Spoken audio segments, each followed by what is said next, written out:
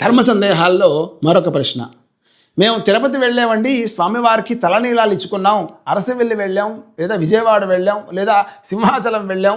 చాలా ప్రదేశాలకు వెళ్ళి సుమంగళి స్త్రీలందరూ కూడా వాళ్ళ యొక్క జుట్టుని స్వామివారికి సమర్పిస్తున్నారు. ఎక్కడా శాస్త్రబద్ధం లేదమ్మా. స్త్రీలు జుట్టు సమర్పించాలి అనేటువంటి శాస్త్రం మీరు ఎక్కడ వెతుక్కున్నా, ధర్మసింధువులో ఎక్కడ వెతుక్కున్నా సరే ధర్మంలో స్త్రీలు అనేది తల వెంట్రుకలు ఇవ్వకూడదు. 3 కత్తిరలు ఇచ్చుకుంటామండి, అది కూడా తప్పే.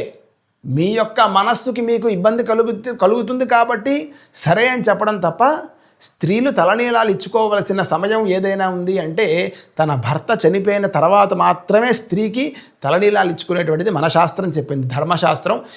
ఈ వీడియో వచ్చి చూసేవాళ్ళు ఎవరైనా సరే హిందువులకి మాత్రమే ఈ వీడియో చెప్తున్నా, ఆస్తికులకు మాత్రమే ఈ వీడియో చెప్తున్నా, సనాతన ధర్మాన్ని పాటించే వాళ్ళకి మాత్రమే ఈ వీడియో గురించి చెప్తున్నాను. లేదండి మేము స్టైల్ కోసం చేసుకుంటున్నాము అదంటే మీ కర్మ మీది, ఈ వీడియో మీకోసం కాదు. కాబట్టి స్త్రీలందరూ కూడా సనాతన ధర్మాన్ని పాటించేవాళ్ళు, హిందూ ధర్మాన్ని పాటించేవాళ్ళు, దైవం మీద నమ్మకం ఉండేవాళ్ళు ఎవరు కూడా దయచేసి మీ యొక్క తలనీలాలని స్వామివారి పేరు చెప్పి మీ తలనీలాలని స్వామివారికి ఇవ్వక్కల్లా. స్త్రీలు ఇవ్వలేదు అంటే స్వామివారు కోప్పడరు. పురుషులు ఇవ్వచ్చు, 15 రోజులకు ఒకసారి ఇవ్వచ్చు, వాళ్ళకి ఇబ్బంది ఏం లేదు. కానీ స్త్రీలు మాత్రం దయచేసి మీ తలనీలాలని స్వామివారికి ఇస్తున్నామని చెప్పి మీరు క్షవరం చేయించుకోవడం కానీ, మొత్తం గుండు చేయించుకోవడం కానీ ఇట్లాంటివన్నీ కూడా చేయకండి. శ్రీమాత్రే నమః.